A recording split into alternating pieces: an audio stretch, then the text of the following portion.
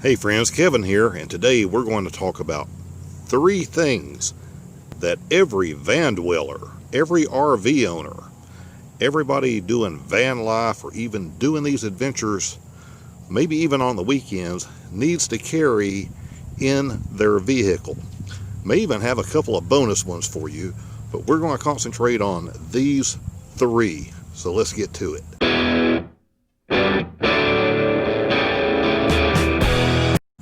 The first thing you're going to want is a tire repair kit, the little one to take care of punctures. Now you may be thinking, Kevin, I have a spare tire.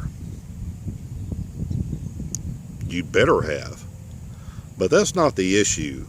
You're 40 miles from nowhere and you run over something, and now you either have to repair the tire or change it. You have weather to compete with. You have the fact that the last guy that put that tire on may have used an impact wrench and you simply don't have what you need to break the nuts loose to change it.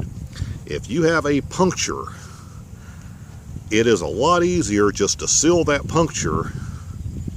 And like I said, in some cases, you just simply won't be able to get that old wheel off, in which case you are going to be stranded. So your first line of defense should be that puncture repair kit. Very simple tool. You put the thing in, you shove it into the hole, pull it back out.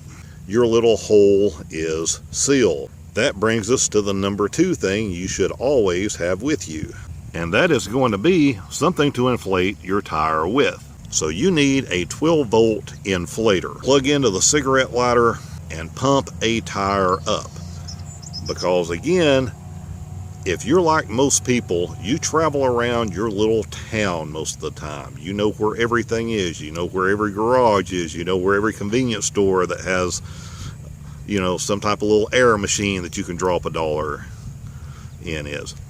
When you're out on the road and you're in strange areas and you're in small towns and you get into more desolate areas, you don't have those things. When you're 12 miles back off the road into a campground or a state park, you don't have those things. So you have to be self-sufficient. You need one of those cheap little inflators. So if you have a low tire or flat tire, you can pump it up. You can see where the air is coming out if you have a puncture, and you can use the first thing I told you about, which was having a puncture repair kit to fix it, and then pump the tire back up, which will give you time then to get somewhere if you need to have a permanent repair done. If you choose not to have these, and you choose to think that you're going to take these wheels off of your van, and if it's a minivan, it may not be that bad. But when you get into larger vehicles, more lugs, these things put on with air impact wrenches by a professional, and you're trying to break these things loose with a standard little lug wrench, you're going to find out oftentimes you can't. And I just cannot stress this enough to you, especially to you ladies. And also to some of us guys, as we get older, hey man, we're just not 20 years old anymore. It's a little harder to try to break these things loose. You are going to be very disappointed. So very disappointed. You will find out how useless a can of Fix-A-Flat really is. Numero 3. You need a jump starter to charge your battery if it gets low. But Kevin, I have a set of jumper cables. That's great, unless there's no one around to jump you off. And trust me, as you travel more, this will happen. Even as you go to private campgrounds and state parks, through the week, you will get up at some point and there will be nobody there. What you thought was the great night the night before when you pulled in and there's 40 spaces and you are the only camper, that is awesome until you get up the next morning and your vehicle won't start and there is no one around to help you. And if you're lucky, you can sit there 7 hours until a ranger may come by. You can sit there all day in case another camper might show up, or you can have a jump pack and be able to jump your vehicle off yourself. All of these things I'm telling you about together are about $100, and realistically, you should have these in every vehicle, any vehicle that you have.